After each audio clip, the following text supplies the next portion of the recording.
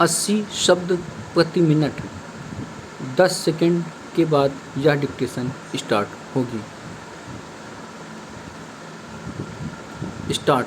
सभापति महोदय, इस समय जब कि हमें अपने नेताओं के अनुभव और बुद्धिमत्ता की आवश्यकता है, यह दुर्भाग्य की बात है कि अपने ज्येष्ठ राजनयिकों में से अत्यंत प्रमुख और लगन वाले एक राजनयिक को हमने खो दिया है।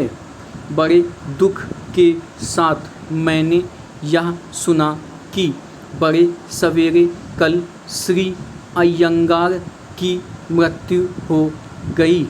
अपने पूरे जीवन में उन्होंने अनेक उच्च पदों को दुर्लभ योग्यता से सुशोभित किया था। अपने स्वास्थ्य तथा अपने आराम का, जिसके कि वह पूरी तरह अधिकारी हो चुके थे, विचार न करके वे अपने जीवन के अंतिम दिनों तक देश और जनता की सेवा में लगे रहें। जब कोई भी कठिन समस्या हमारे सामने आती थी तो सरकार में उनके सहकारी उनकी परिपक्वता, बुद्धिमत्ता पर निर्भर करते थे। उनकी मृत्यु देश और सब के लिए भारी हानि है।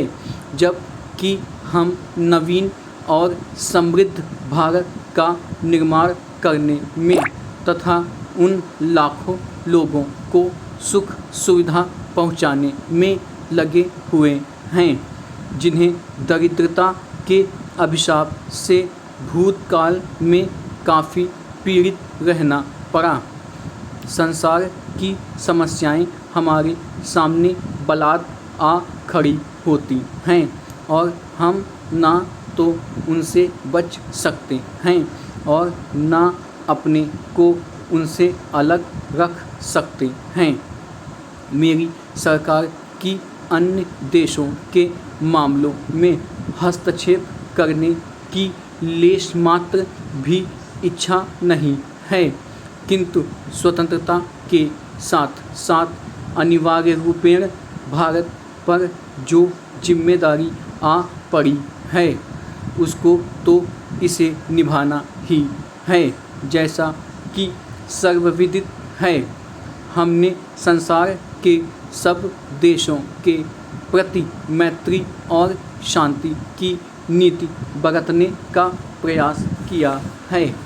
शनैः शनैः वे लोग भी जो इससे सर्वदा सहमत नहीं होते, इसे समझने और इसका आदर करने लगे हैं और यह बात मानी जाने लगी है कि भारत संसार में शांति का समर्थक है और वह ऐसा कोई कदम नहीं उठाएगा जिसका परिणाम लड़ाई की प्रवृत्ति को जगाना हो।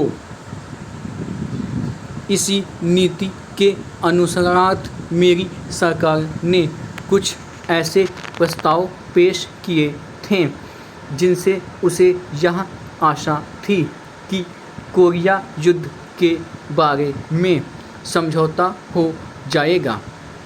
इन प्रस्तावों को बहुत भारी समर्थन मिला, किंतु दुर्भाग्यवश उन महान देशों में से कुछ इन्हें स्वीकार न कर सकें जिनका उससे निकटतम संबंध था।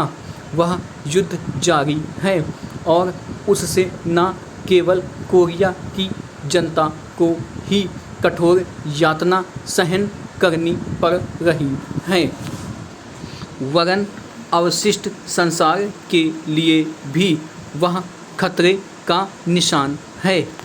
सुदूर पूर्व पर प्रभाव डालने वाले हाल में किए गए कुछ वक्तव्यों से और उनके परिणामस्वरूप कोरिया के युद्ध का विस्तार होने से समस्त संसार में बहुत आशंका पैदा हुई है। मेरी सरकार भी इन बातों को गंभीर चिंता से देखती है। मुझे विश्वास है कि युद्ध का जो अपने साथ पहले ही भारी विपत्ति लाया है, विस्तार न होने दिया जाएगा तथा राष्ट्र और जातियों के हृदय को इन समस्याओं को शांतिपूर्ण रीति से सुलझाने की ओर मोड़ दिया जाएगा।